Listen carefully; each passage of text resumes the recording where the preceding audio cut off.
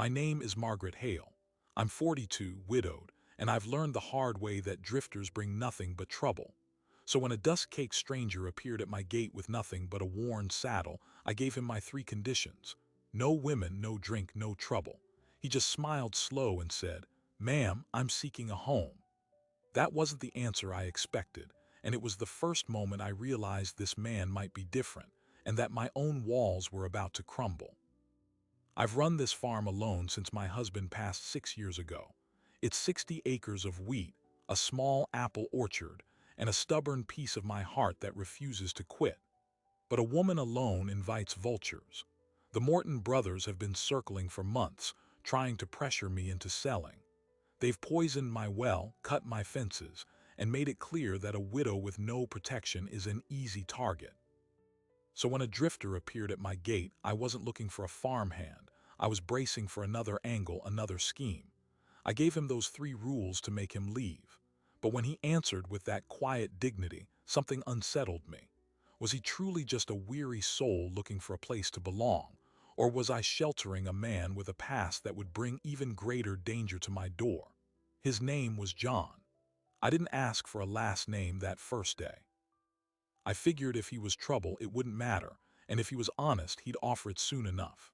He was tall and lean, with hands that looked like they'd known hard work and eyes the color of creek water in winter, pale and full of things he wasn't saying. I handed him a shovel and pointed to the north pasture, half expecting him to disappear before sundown. Instead, he worked until the light died, then slept in the barn loft without being asked. I told myself it was only for a week. I should back up. To understand why a 42-year-old widow would let a stranger onto her land, you have to understand what the Morton brothers had already cost me. My husband, Thomas, built this farm from nothing. When he died of pneumonia 6 winters ago, I didn't sell because this land was the only thing I had left of him. But the Mortons wanted it. They own the biggest ranching operation in the county, and my 60 acres sit right in the middle of what they consider their territory. At first, it was just offers, polite letters from their lawyer, a visit from the youngest brother, Robert, with a smile that never reached his eyes. When I refused, the pressure turned ugly. My well water turned bitter overnight. I tested it myself, found traces of kerosene. Fence posts were cut clean through in the dark. Then one morning I found my best milk cow dead, not from sickness, but from a wound no animal could make. I called the sheriff, but the Mortons play poker with him every Thursday. Nothing came of it. I was alone, and they knew it. I kept a rifle by the door and learned to sleep with one eye open. So when John appeared at my gate in mid-September, covered in trail dust and carrying that cracked leather saddle, I saw him as another possible threat. Was he a drifter hired by the Mortons to spy on me, to get inside my house and find something they could use? My mind was spinning with suspicion. That's why I gave him the three rules: no women, no drink, no trouble. I expected him to scoff or try to bargain. Instead, he just said, "Ma'am, I'm seeking a home." There was a weight to those words, a weariness that sounded like it had been years in the making. I looked into his eyes and saw something I recognized: grief.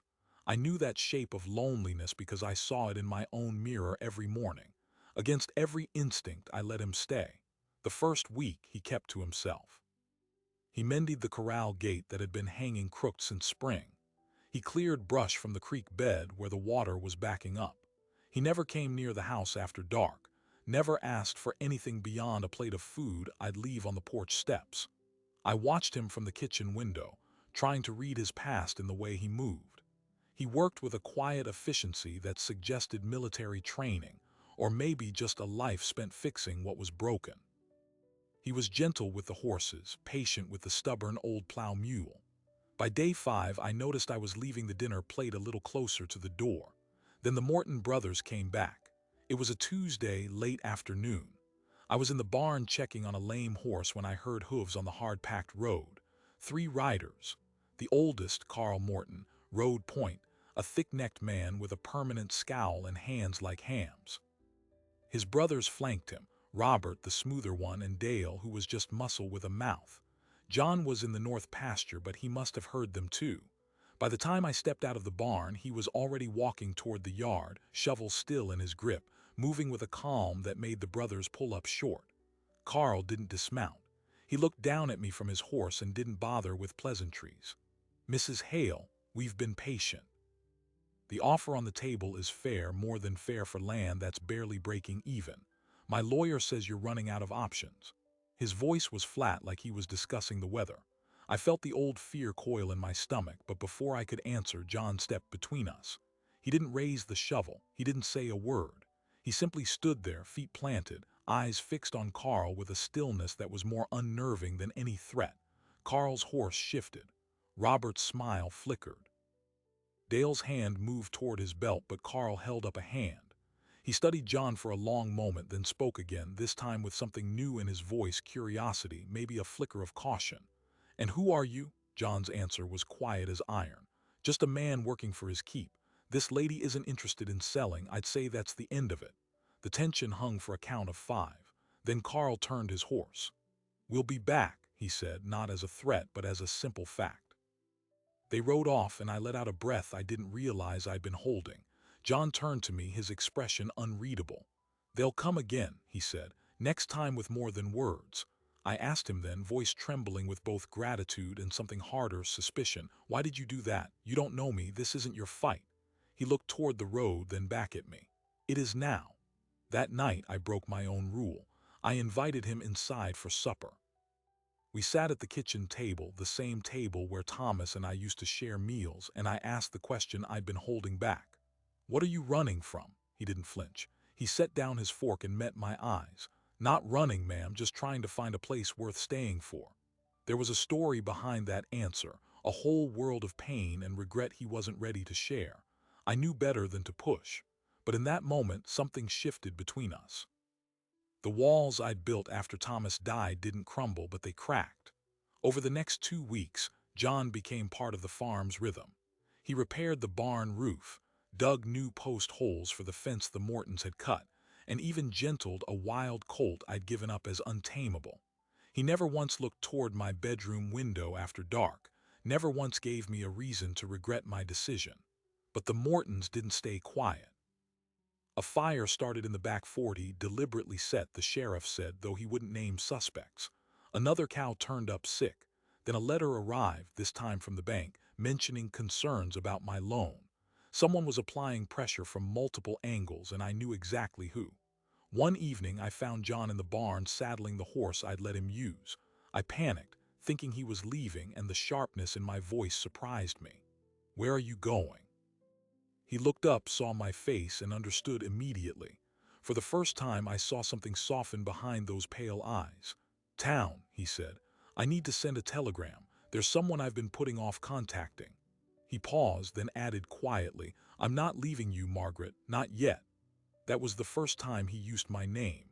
The word hung in the dusty barn air like a promise I wasn't sure I wanted. Because the only thing more frightening than being alone was starting to care about someone again, especially a man whose past was a locked room I couldn't open. I walked back to the house with my heart beating too fast, and that night I lay awake asking myself a question I'd never expected to face.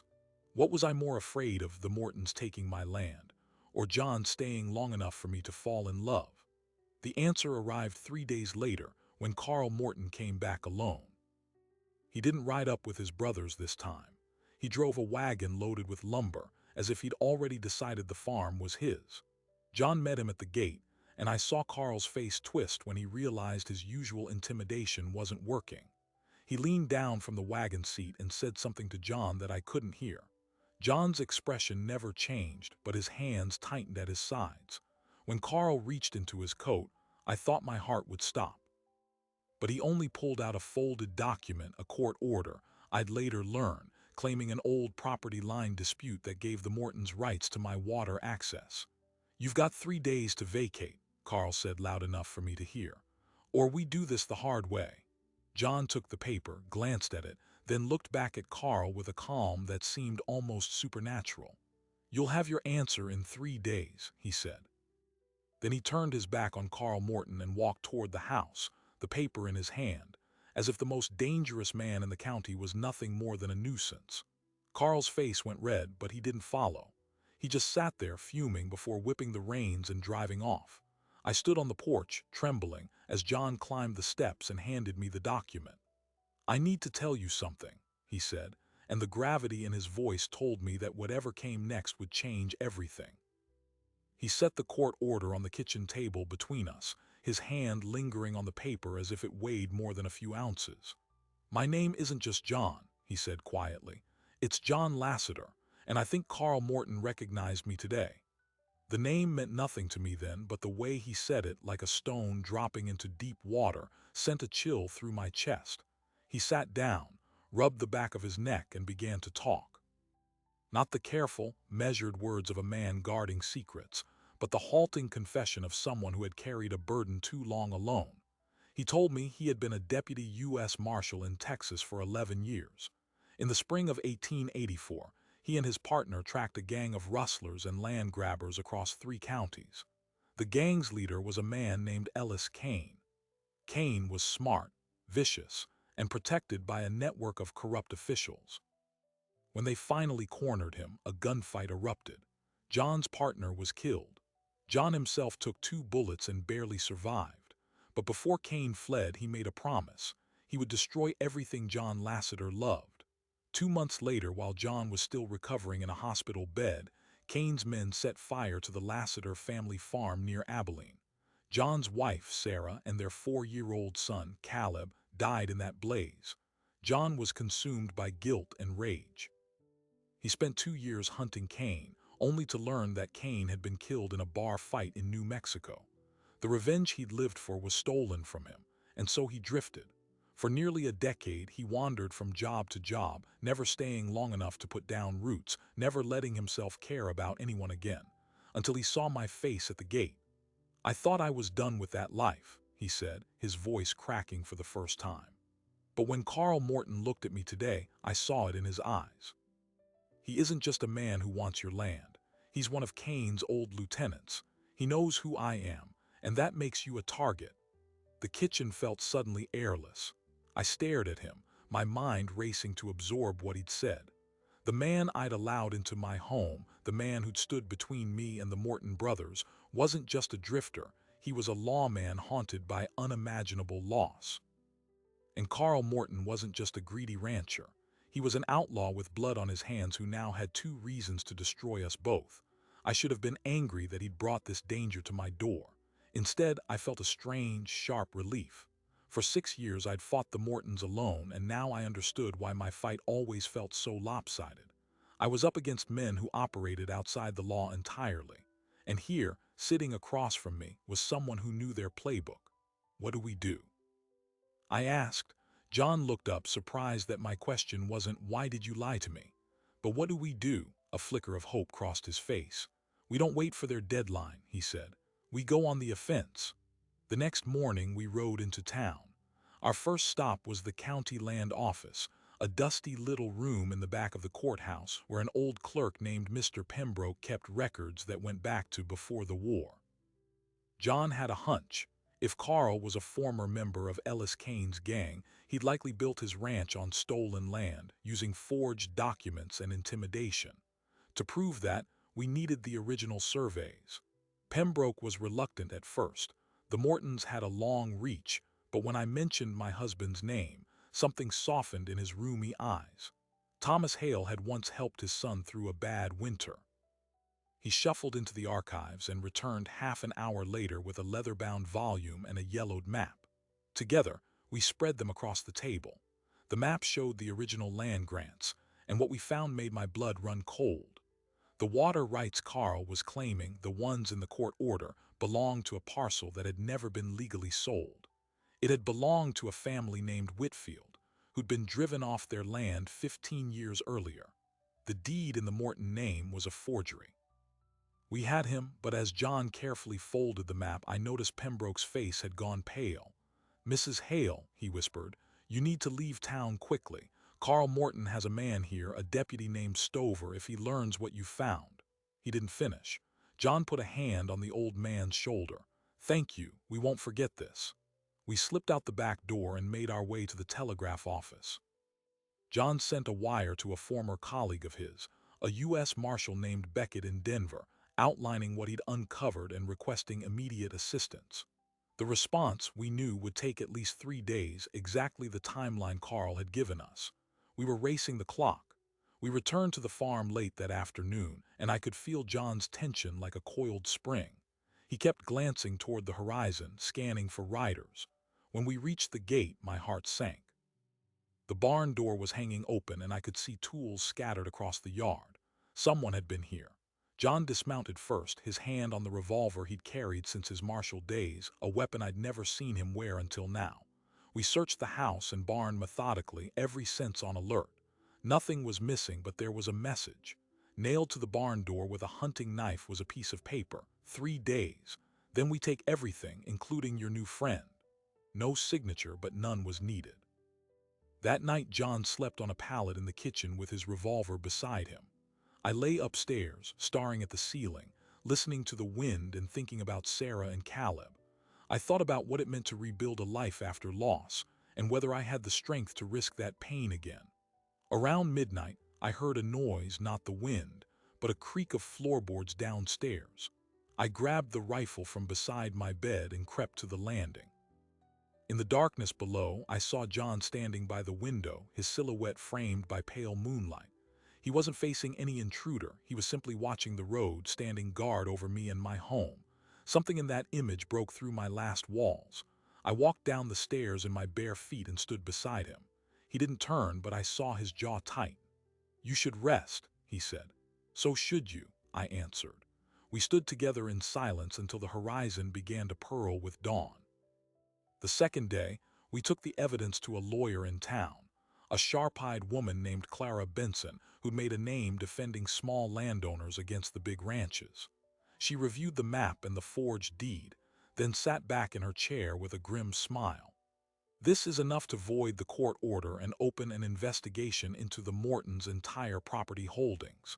But we need time, and we need a judge who isn't in their pocket. The nearest honest judge is in the territorial courthouse in Laramie, a 2-day ride." John and I exchanged a glance. The deadline was tomorrow. "I'll ride for Laramie," John said. "You stay here. The farm needs you, and someone has to keep the Mortons from burning everything while I'm gone." I started to protest. I couldn't let him go alone, but he cut me off with a look that silenced me. It wasn't the look of a man giving orders. It was the look of a man who had lost one family and would die before losing another. "Please, Margaret," he said, his voice rough. "Let me do this." I nodded, my throat too tight to speak. John left an hour later, riding my best horse and carrying copies of the documents. I stood on the porch and watched until he vanished into the wheat. The day stretched out long and empty. I did my chores mechanically, feeding the chickens, milking the cow, checking the fences. Every snap of a twig made me freeze. The Mortons would know John was gone. I was alone again, and the sun was sinking. As dusk fell, I heard hoofbeats, not one horse, but several. My hand went to the rifle. I stepped onto the porch just as 3 riders emerged from the tree line. Carl Morton in front, with Dale and another man I didn't recognize. A lean, dark-haired stranger with a scar across his throat and dead eyes. Carl reined in his horse and offered me a smile that was all teeth. "Evening, Mrs. Hale. I'm here to collect. Your drifter friend has run off, it seems. Wise choice on his part, but it leaves you in a difficult position." He dismounted, and the others followed. "The court order gives me rights to the water. Without water, this farm's worthless. So I'll give you one final offer. You sign the deed over now, and I'll let you walk away with your horse and your personal effects. Refuse, and things get unpleasant." My hands were shaking, but I planted the rifle butt on the porch boards and met his gaze. "I know who you are, Carl. I know about Ellis Kane. I know about the Whitfield land. The documents are already on their way to a federal marshal." For a split second, his confidence cracked. Dale shifted nervously. The scarred man just stared. Then Carl's smile returned, harder this time. "You've been busy, but you're forgetting something. I still own this county, and I own the sheriff. You think a couple of papers will save you. By the time your marshal gets here, you'll be dead, and this farm will be ashes." He took a step forward. "Where's Lassiter? I owe him for some old business." I raised the rifle. "Take another step and you'll find out." He laughed, a low, ugly sound. "You've got guts, I'll give you that. Too bad your husband didn't. Word is he was weak in the lungs anyway, died like a sick lamb." The cruelty of that taunt was meant to break me. Instead, it ignited something cold and steady. I didn't fire, I knew it was what he wanted, an excuse for his men to shoot, but I didn't lower the rifle either. "Get off my land," I said. "The marshals will be here, and when they are, you'll hang for everything you've done." Dale started forward, but Carl held up a hand. He looked at me with something approaching respect, or maybe just calculation. "3 days," I said. "You've got one more. If Lassiter isn't back by sunset tomorrow with a miracle, I'm coming with every man I can pay, and I won't be making any more offers." He swung onto his horse and the others followed. They rode off, but the scarred man hung back a moment. His eyes swept over me, then toward the barn where the hired hand had slept. "Tell Lassiter," he said in a voice like gravel, "that Frank Decker hasn't forgot. He'll know what that means." Then he spurred his horse and disappeared into the dark. I didn't sleep that night. I sat in the darkened kitchen with the rifle across my knees, going over everything John had told me. Frank Decker. The name meant nothing to me, but I knew it was another piece of the past, another ghost coming to collect. The wall clock ticked loudly, measuring the hours until the deadline. Sometime around 3 in the morning, I heard a horse approaching fast. I rushed to the window, heart pounding, and saw John riding in, slumped in the saddle. I ran outside and caught him as he practically fell off the horse. He was pale, his shirt dark with blood from a wound in his side. "Ambush," he gasped. "On the Laramie Road. Decker was waiting. I got away, but they took the documents." I half carried him into the house, terror and fury warring in my chest. The plan had failed. The evidence was gone. The marshals had no reason to come. And somewhere out there, Carl Morton was preparing to end this once and for all. I laid John on the kitchen floor, tore open his shirt to dress the wound, and realized with sinking clarity that the final attack would come not at sunset, but at dawn. The wound was a deep furrow along his ribs where Decker's bullet had carved a path, but it hadn't pierced the lung. Small mercies. I cleaned it with whiskey and bound it tight, my hands steadier than I felt. John's face was gray with pain, but his eyes never left mine. "Frank Decker," he said, the name a bitter taste. The scar on his throat, I gave him that. The night I tracked him to a saloon in Santa Fe 3 months after Sarah and Caleb died. He was the one who poured the kerosene and struck the match. I put a bullet in him that night, but he lived. I always knew he'd find me again. He gripped my wrist. "Margaret, he's not just Carl's hired gun. He's here to finish what he started. If he gets into this house, he won't just kill us, he'll want it slow." A cold fist closed around my heart. I helped John sit up against the wall, then went to the window and peered through the gap in the curtain. The yard was still, but I could feel eyes watching from the tree line. "We have a few hours," I said. "Dawn is when they'll hit. They'll expect us to be exhausted and alone." John shook his head. "I lost the documents. Without them, we have no proof. The marshal won't come on just my word, not when Carl owns the local sheriff." I turned back to him, a question burning in my throat.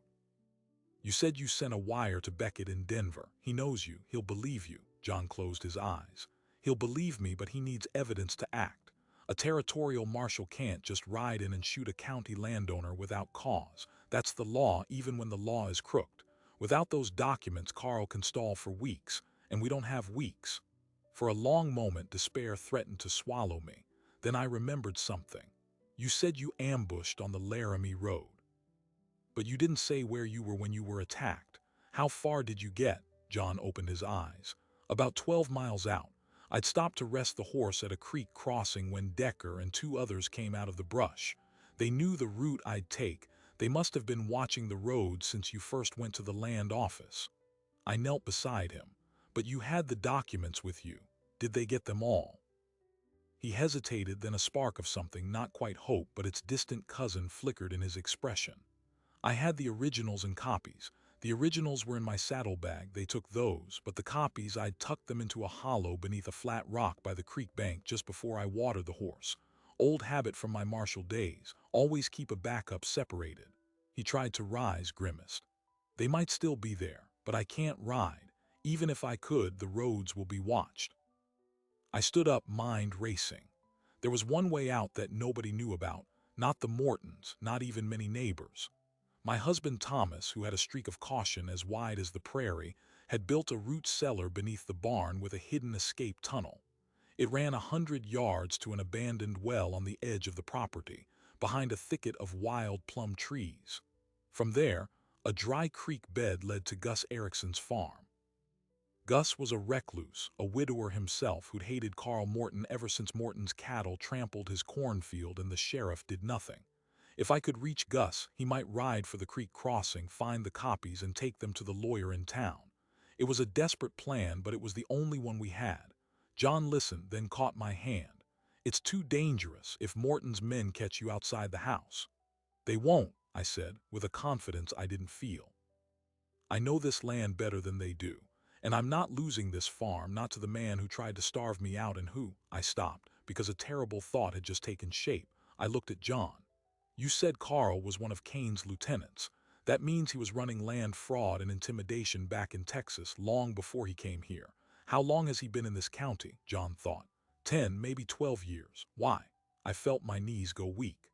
Because that's when things started going wrong for us.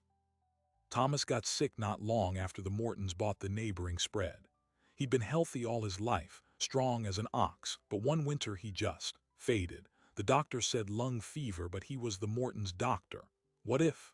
I couldn't finish the sentence. John's expression darkened. "Margaret, that's a heavy accusation, but if Carl was willing to kill a marshal's family, he'd have no qualms about removing a farmer who was inconvenient. Did Thomas ever confront him?" I remembered. Thomas had been furious when Carl first tried to buy our land.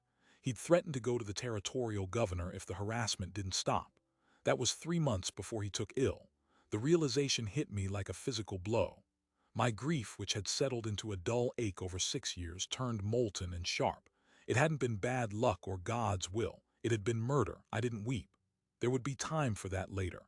Right now, I needed to move. I pressed my hand to John's cheek. "Stay alive until I get back." Then I slipped out the back door and crept toward the barn. The night was moonless, the stars blotted by clouds. I moved from shadow to shadow, every sense straining. At the barn, I felt my way past the stalls to the trapdoor hidden beneath a pile of old feed sacks. The tunnel was narrow and smelled of earth and roots.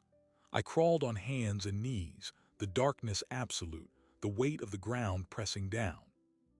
Somewhere above me, I heard the faint thud of hooves, riders circling the property. I stopped, barely breathing, until they passed. Then I kept moving until my fingers touched the rough boards of the well shaft. I climbed out into the plum thicket, scratched and dirty but unseen. Gus's cabin was a quarter-mile across a fallow field. Light glowed in the single window. I scratched at the door, and when he opened it, the old man stared at me as if I were a ghost. I told him everything, quick, urgent, leaving nothing out. Gus was a man of few words, but when I spoke the name Carl Morton, his jaw tightened and his rheumy eyes turned to flint. "I always knew he'd kill again," he said. "My wife, she died of a broken heart after our crops were ruined. Morton took my livelihood and the law did nothing. If you've got proof against him, I'll ride through hell to get it to the right hands." He took the map John had drawn, studied it, then pulled on his boots and coat. "I'll go now, you get back to your man. And Margaret," he paused at the door, "if this works, it'll change everything." Then he was gone into the night. The crawl back through the tunnel was the longest of my life. By the time I emerged into the barn, the sky was turning gray in the east. I hurried to the house. John had propped himself at the kitchen window with a rifle. He looked relieved when I slipped inside, but his relief was short-lived. "They're gathering," he said, nodding toward the yard. I looked out and saw them. Carl Morton on his big roan, Dale beside him with a shotgun, and 3 other riders, one of them Frank Decker, his scarred throat visible even in the dim light. Behind them, a wagon loaded with cans of kerosene. I understood then, they weren't just coming to threaten us. They were going to burn everything. Carl's voice rang out, unnaturally loud in the still dawn air. "Mrs. Hale, this is your last chance. Send Lassiter out and I'll let you leave with your life. Refuse, and we'll burn the house and the barn with you both inside." John levered the rifle. "He's lying. He can't let either of us survive now. We know too much." I loaded the second rifle, a lighter squirrel gun I could handle, and stood at the opposite window. "Then we make them pay for every inch." The shooting started a few minutes later. Dale fired first, a warning blast that shredded the water barrel by the porch. John answered with a shot that sent Dale scrambling for cover behind the wagon. For a while they probed our defenses, firing at the windows while two men tried to flank around to the back. I caught one of them in the shoulder as he ran across the open yard, and he went down howling. Decker hung back, watching, waiting. I knew he was the real threat. Then the barn caught fire. A flaming arrow, I hadn't even seen the bow, arced through the air and landed in the hayloft. Within minutes, the old dry wood was roaring. The light of the flames danced across the yard, turning night into hellish day. I saw Carl's smile in the firelight, and behind him, Decker's dead eyes reflecting the blaze. "Gus should be at the creek by now," I whispered to John. "If he finds the copies, he'll get them to Clara Benson. She'll telegraph the marshal." John nodded grimly. "We just need to hold. Another hour, maybe two." But even as he said it, a crash came from the back of the house.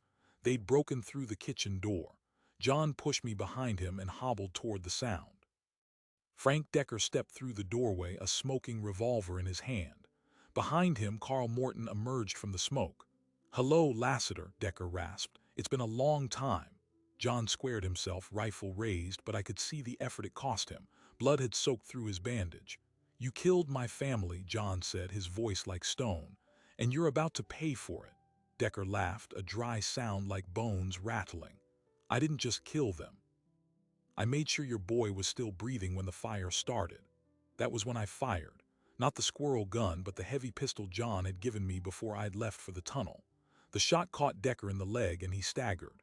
Carl lunged toward me, but John stepped between us.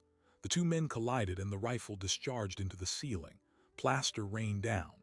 I tried to line up another shot, but Decker's revolver was still in his hand. He raised it toward John's back. Time seemed to slow.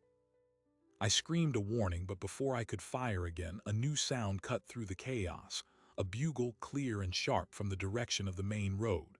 Then a voice amplified by the dawn stillness. "Hold your fire. This is the Territorial Marshal's office. Carl Morton, you are under arrest." Everyone froze. Carl's face went slack with disbelief.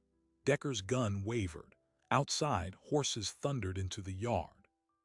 Through the smoke and the flames of my burning barn, I saw riders, at least a dozen of them, and at their head, a man in a dark coat with a silver star glinting on his chest. Marshal Beckett had come, and he'd brought the full weight of the law with him. But I knew one misstep, one desperate act from Decker or Carl, and the justice we'd fought for could still end in blood. Frank Decker's hand tightened on his revolver, and I saw the decision in his eyes before his finger moved. He was going to kill John, right there in front of the law. I didn't think. I stepped forward and fired the heavy pistol again, this time aiming for his arm. The shot went wide in the smoke, but it was enough to make him flinch. In that heartbeat of hesitation, Marshal Beckett's men surged through the broken door. Two of them tackled Decker to the floor before he could squeeze off a single round. Another disarmed Carl Morton, who stood paralyzed with disbelief, his mouth opening and closing like a fish pulled from water. Outside, the remaining hired men threw down their weapons. They weren't paid enough to die for a man who was already in shackles. I dropped the pistol and ran to John. He was on his knees, his face sheened with sweat, but he was alive. He reached up and caught my hand, his grip fierce. "You did it," he whispered. "You held." I pressed my forehead to his. "We held," I corrected him. "Together." Beckett, a tall man with iron-gray hair and a face that had seen too much, surveyed the scene. "Mr. Lassiter, you look like death warmed over, but your wire hinted at bigger crimes than a property dispute. I've got a dozen men and a federal warrant. I assume there's evidence to back this up." John tried to answer, but I spoke for him. "There is, Marshal. Copies of forged deeds, land surveys, proof of intimidation and murder. A neighbor named Gus Erickson is bringing them if he made it to the creek crossing safely." As if summoned, I heard a wagon rumbling into the yard. I ran to the window. Through the dying flames of the barn, I saw Gus driving his old buckboard, his face streaked with soot and triumph. In the back, a saddlebag with the precious copies. The next hours blurred into chaos. The marshal's men doused the fire before it could spread to the house, but the barn was a total loss, its blackened beams collapsing inward with a roar that felt like a funeral pyre for my old life. They locked Carl, Decker, and the surviving riders in a wagon under heavy guard. Beckett read the documents by lantern light, his expression growing grimmer with each page. When he finished, he looked at me with something like awe. "Mrs. Hale, you've handed me enough to break a criminal empire. Morton's land claims are built on fraud and murder. The territorial governor will want to see this personally." He turned to John. "You've been off the badge for a decade, Lassiter, but you haven't lost your instincts. I'll need your full testimony when we get to Laramie." John nodded, but I could see the strain of his wound pulling him toward unconsciousness. "First, he needs a doctor," I said, leaving no room for argument. The doctor arrived 2 hours later, a harried but competent man from the next town over who owed Beckett a favor. He stitched John's side, pronounced him lucky, and ordered a week of bed rest. John protested weakly, but I silenced him with a look. For the first time in 6 years, I had someone worth fussing over, and I intended to do it properly. That afternoon, as John slept in my bed, I corrected myself. I stood on the porch and watched the morning sun burn off the last of the smoke. Gus sat on the steps beside me, chewing a stalk of hay. "I never thought I'd see Morton in chains," he said. "My wife would have wept. Maybe now her spirit can rest." I put my hand on his gnarled shoulder. "You helped make that happen, Gus. You'll always have a place at this table." He grunted, embarrassed by gratitude, and shuffled off to feed the livestock. 3 weeks later, the trial began. They held it not in the county courthouse, which Morton had corrupted for years, but in a federal chamber in Laramie. The testimony was damning. John's detailed account of Ellis Kane's gang and Carl Morton's role in it. My own statement about the years of harassment, the poisoned well, the dead livestock. Gus's sworn testimony about the forged deeds, and then the bombshell. Under pressure from the marshal's investigation, Dale Morton, the youngest brother and the weakest, accepted a deal. In exchange for a reduced sentence, he confessed to everything. He told the court that Carl had ordered the murder of a farmer named Thomas Hale 6 years earlier, using slow poison administered by a doctor on the Morton payroll. The doctor, confronted with the accusation, broke within hours and provided receipts. My husband hadn't died of lung fever. He had been murdered for refusing to sell his land. I sat in the gallery and wept. Not the quiet tears of grief I had shed for 6 years, but a racking, cleansing storm that I could not contain. Across the aisle, Carl Morton stared at me, his face a mask of hatred and defeat. The jury deliberated for less than an hour. Guilty on all counts. The judge sentenced Carl Morton to life in a federal prison for murder, land fraud, and conspiracy. Frank Decker received the death penalty for his role in the murders of Sarah and Caleb Lassiter, the firebombing of my farm, and the attempted murder of a federal marshal. When the sentence was read, Decker looked at John and spoke his final words in the courtroom. "We should have killed you when we had the chance." John, his arm still in a sling, met his gaze without flinching. "You tried," he said. "You failed." We returned to the farm in late autumn. The land had been restored to me, free and clear, with Morton's false claims dissolved by the court. The bank, suddenly eager to distance itself from the scandal, sent an apologetic letter extending my loan on generous terms. Clara Benson, the lawyer, helped me file for compensation for the burned barn, and the territorial government, eager to demonstrate justice, granted me a sum that would cover its rebuilding. The Morton Ranch was seized and divided among the families who had been defrauded. Gus received 40 acres of prime grazing land, which he accepted with gruff thanks. The Whitfield heirs, located in Oregon, received their land back with interest. And as for the farm I had fought to keep, it felt different now, less a fortress of grief and more a place of possibility. The day the first snow fell, John was finally well enough to walk the property with me. We stood at the edge of the wheat field, the stubble frozen and silver under a pale sky. "You asked me once what I was running from," he said quietly. "I told you I wasn't running. That was only half the truth. I wasn't running from anything. I was running towards something I didn't think I deserved, a home again. After Sarah and Caleb, I believed I was cursed. Anyone I loved would die. So I drifted, never letting myself get close to anyone. Then I saw you standing at that gate, with your rules and your rifle and your stubborn refusal to be driven off your land. And I thought maybe here, maybe this woman would be strong enough to survive me." He turned to me. "Do you understand what I'm saying, Margaret? I love you. I've loved you since the day you left supper on the porch steps, but I'm scared. I'm scared that loving me will bring you more pain. I took his face in my hands, the scarred skin of his cheek rough under my palms. John Lasseter, I said, I have buried a husband, fought off criminals, and crawled through a tunnel in the dark to save your hide. Do you honestly think I'm fragile? Do you think I don't know my own heart? He started to answer, but I kissed him. It was not the tentative kiss of a courtship, but the fierce claim of two people who had faced death together and chosen life. When we parted, he was smiling, a real smile, the first I'd ever seen on him, and it transformed his face. Then I'll stay, he said, for as long as you'll have me. We were married in the front parlor on Christmas morning. No fancy ceremony, just Gus, Clara, Marshall Beckett, and a few neighbors who had stood by us. I wore my mother's ivory dress, let out a little at the seams, and John wore a borrowed coat that didn't quite fit. The scars on his face seemed to soften in the candlelight. Or perhaps I simply saw them differently now, not as marks of tragedy but as proof of survival. We said our vows, simple and plain, and when the preacher pronounced us man and wife, a cheer went up from the small crowd. For the first time since Thomas died, the old house rang with laughter. Spring came gently that year. We rebuilt the barn together, John and I, with help from Gus and a few hired hands. I planted a new orchard, apple and pear trees that would take years to bear fruit, an act of faith in the future. John gentled another colt, a wild thing nobody else could touch, and named it Caleb. I didn't ask why. Some wounds never fully heal, but they can be honored. We worked side by side from dawn until the light failed, and then we sat on the porch and watched the stars come out. Sometimes we talked about Thomas and Sarah. Sometimes we didn't talk at all. The silence between us was no longer lonely. It was the companionable quiet of two people who had found their place.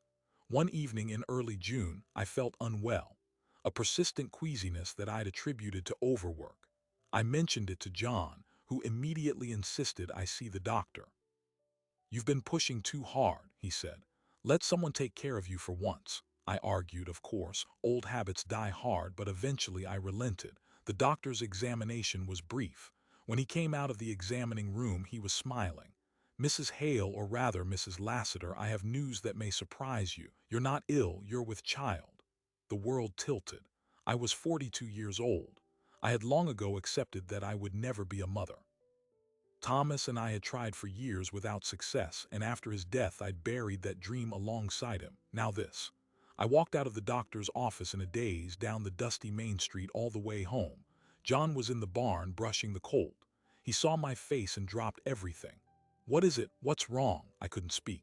I just took his hand and pressed it to my stomach. Realization dawned slowly, then broke over him like a sunrise. Margaret, are you?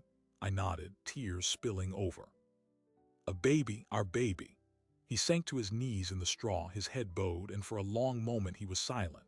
When he looked up, his eyes were wet, but he was smiling, that same rare smile that had first cracked my heart open.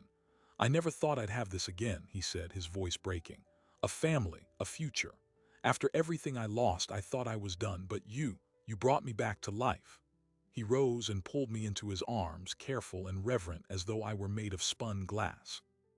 This child will know nothing but love, I swear it.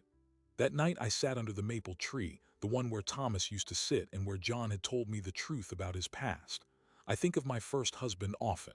I believe he would be proud of what we've built and of the woman I've become. The drifter who arrived at my gate with a saddle and a quiet smile had asked for a home. He had found one, not in the land or the house, but in me, and I had found one in him. The farm had been a place of survival for so long. Now it would be a place where new life grew. I am Margaret Hale Lasseter, and this is my story. But it's also the story of how the loneliest people can find each other in the most unlikely circumstances. How a man who'd lost everything and a woman who'd been fighting alone for years built something that no fire, no bullet, and no amount of cruelty could destroy. The Morton brothers are gone. The barn is rebuilt. The fields are green. And in the quiet of the evening, when the sun turns the wheat to gold, I rest my hand on my growing belly and feel the flutter of a future I never dared to hope for. John was right all those months ago. He wasn't running, he was searching. And at my gate, he finally found what he was looking for. Looking back now, I realized that the thing I was most afraid of, letting someone in, was the very thing that saved me. I thought my walls were protection. In truth, they were a prison. When I gave John those 3 rules, I was testing him, sure. But I was also drawing a line around my heart that I had no intention of crossing again. I had convinced myself that solitude was strength, that needing no one meant no one could hurt me. But that's not strength. That's just survival dressed up as wisdom.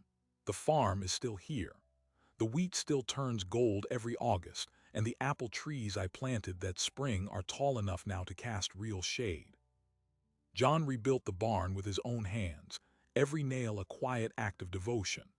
Last fall, our daughter Sarah, named for the woman whose memory he carries like a folded photograph, took her first steps in the same yard where her father once stood covered in road dust, asking for nothing more than a chance. She has his gray eyes and my stubborn chin, and she runs through the fields like she owns them, which in a way she does. She will grow up knowing that this land was fought for and loved, and that it is hers not because of any document, but because of the sweat and tears soaked into its soil. But I know our story is not unique. There are countless people out there who have been told no so many times they've stopped asking. People who carry invisible saddles on their shoulders, searching for a gate that might finally open. People who have been burned by life, sometimes literally, and who have decided it's safer to drift than to risk the pain of belonging again. I was one of them. John was too. We were 2 fragments of different broken families, circling each other with the wariness of wounded animals. And yet somehow we found the courage to stop running. If I had turned him away that day, the Morton brothers might eventually have succeeded. The land would have been swallowed into their empire.